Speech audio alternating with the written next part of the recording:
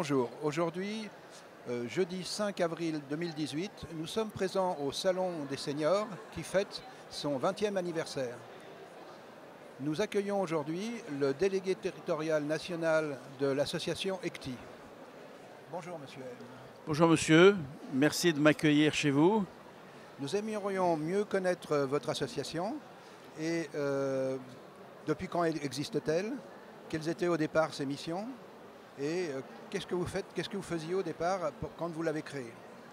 Écoutez, l'association ECTI a démarré en 1974. Elle a démarré grâce à des cadres supérieurs, cadres moyens de grosses entreprises comme Total, Schneider et le reste. Et donc, elle a démarré et au fait, l'objectif principal à l'époque, c'était d'envoyer ces cadres-là, qui avaient adhéré à l'association, de les envoyer à l'étranger, dans des pays du tiers-monde, pour pouvoir les aider et développer ces pays grâce à l'expérience de ces cadres. Bon, depuis 44 ans, les choses ont changé.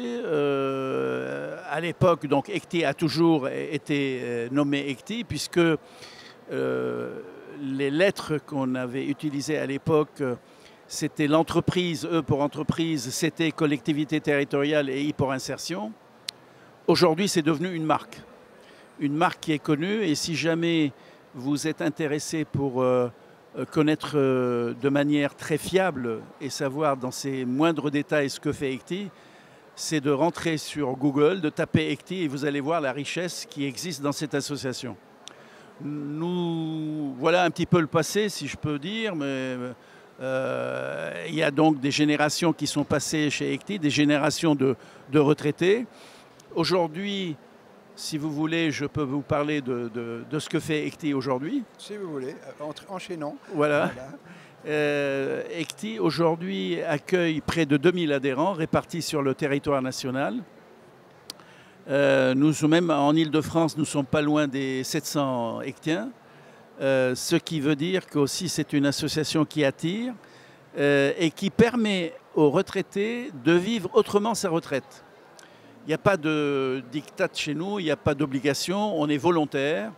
On entre en ayant bien analysé ce que font les ECTiens, puisque je dirais notre colonne vertébrale est constituée de pôles d'activité, le pôle par exemple des entreprises. Nous intervenons beaucoup dans les entreprises pour aider les chefs d'entreprise, les jeunes PME ou TPE, à les accompagner pendant des courtes durées afin de travailler avec eux sur un business plan ou de les accompagner lorsqu'ils doivent rencontrer leur banquier, de pouvoir travailler à l'intérieur de l'entreprise pour revoir un petit peu le fonctionnement, les relations humaines et le reste. Et puis nous intervenons aussi, comme je disais, dans cette colonne vertébrale, dans l'enseignement, puisque nous sommes près des étudiants, nous faisons partie de jurys d'université et même nous essayons d'aider les étudiants pour leur parler du monde du travail. Nous intervenons dans les collectivités territoriales. C'est une activité qui est en développement et qui est très porteuse, puisqu'on a des produits qu'on met à la disposition de la collectivité, comme le document unique, le plan communal de sauvegarde et l'accessibilité des bâtiments. Et notre quatrième pôle, qui n'est pas des moindres, c'est le pôle insertion, réinsertion. Nous travaillons beaucoup avec les missions locales et nous entrons même dans les prisons, rencontrer des détenus de petite peine qui sont à la veille de sortir de prison. Nous essayons un petit peu de leur parler du monde du travail et de les remettre sur le rail. Voilà un petit peu de manière très globale ce que ECTI fait aujourd'hui. Tout de même, je voudrais insister sur la richesse de cette association, richesse qui est constituée de l'expérience de tous ses adhérents. On est très polyvalent. Il est évident qu'on a une déontologie, on a une charte à l'intérieur de l'association, un projet associatif. Nous ne faisons pas, et ça c'est très important, Nous ne prenons pas la place des actifs, parce que vous connaissez le nombre de chômeurs dans ce pays. Nous intervenons sur de très courtes durées pour prendre par la main le bénéficiaire ou celui qui demande notre aide. Nous le prenons par la main, nous l'accompagnons, mais nous ne le faisons pas à sa place. C'est lui qui fait. On lui dit comment faire et ensuite on le laisse travailler. Voilà un petit peu ce que fait ECTI aujourd'hui dans son parcours et surtout, nous sommes très heureux d'accueillir tous ces retraités qui sont toujours souriants et qui ont envie de faire de très bon travail. Et je dirais même notre action est de salubrité publique puisque il me semble que lorsque vous restez dans le monde du travail, que vous faites travailler un petit peu votre cerveau, vous restez jeune et vous êtes en bonne santé. Voilà un petit peu ce que fait ECTI aujourd'hui. Et d'ailleurs, je remarque que vous avez des cheveux gris comme moi et j'aimerais bien qu'un jour, vous aussi, vous adhériez à notre association. Pourquoi pas, voilà. Pourquoi pas.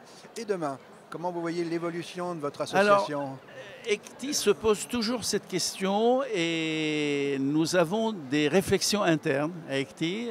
On a commencé même en 2010 et on a lancé une réflexion qui a été baptisée ECTI 2015. Vous voyez, on a été précurseurs, on a essayé de travailler pour moderniser notre association et faire en sorte à rester dans le monde du travail, dans le monde jeune du travail et dans toutes ces modifications qui se passent dans la société française. Et aujourd'hui, nous avons, bien, à l'époque on avait travaillé sur ECTI 2015, nous avons par la suite réfléchi sur ce que va devenir ECTI en 2020. Vous voyez, on est en plein dedans, il y a des réunions qui se passent entre les ECTiens pour réfléchir à l'avenir et surtout faire en sorte à ce que notre association puisse toujours être, je dirais, jeune dans sa façon de travailler. Vous savez, aujourd'hui, le monde du travail change, la communication, les réseaux, tout ce nouveau monde, le e-business et tout le reste. Nous voulons être toujours compétitifs, c'est-à-dire dans notre savoir-faire et savoir-être. Et c'est la raison pour laquelle nous sommes très heureux lorsque des nouveaux ECTiens rentrent chez nous, parce qu'ils amènent avec eux toute cette nouveauté.